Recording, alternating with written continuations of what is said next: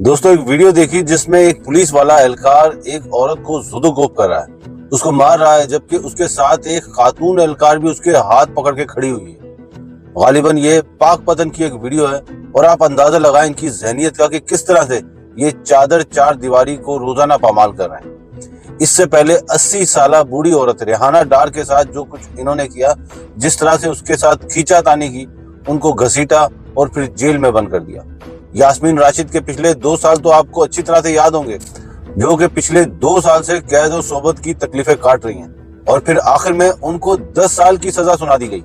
उमर चिमा के वो अल्फाज आपको बताता चलूं जो वो कहता है कि हमें एक साथ ही मार दें, क्यों रोजाना एक एक करके तकलीफ देकर मार रहे हैं। इस जुमले में छुपी है वो बेबसी, वो तकलीफ, वो जुल्म एक निहत्ते इंसान पे जो कि इस मुल्क का सबसे बड़ा सूबे का गवर्नर भी रह चुका है, लेकिन इसको सिर्फ और सिर्फ एक ना करने की वजह से सजा दी जा रही है, जो उसने गवर्नर होते हुए इस मुल्क के सबसे बड़े ठेकेदार को किया था।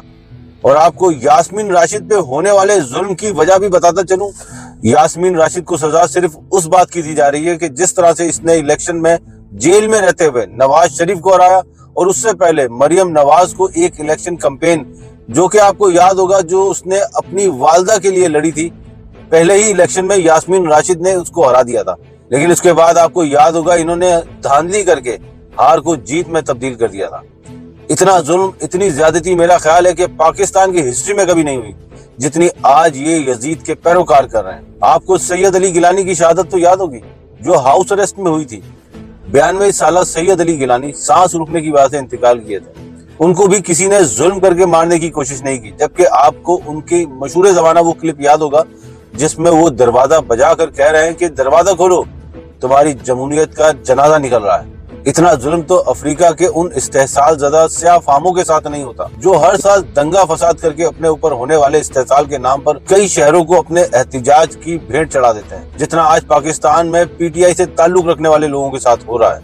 और अफसोस की बात यह है कि पिछले 2 दिनों में जिस तरह से पीटीआई की खवातीन और मर्दों के साथ जुल्म और ज्यादतियां हुई हैं, गिरफ्तारियां हुई हैं, इन मुनाफिकों ने सो कॉल्ड कश्मीर के हक में इस्तेहसाल कश्मीर डे भी मनाया है। वो बेशर्मो, किस मुंह से ये मुनाफिकत कर सकते हो?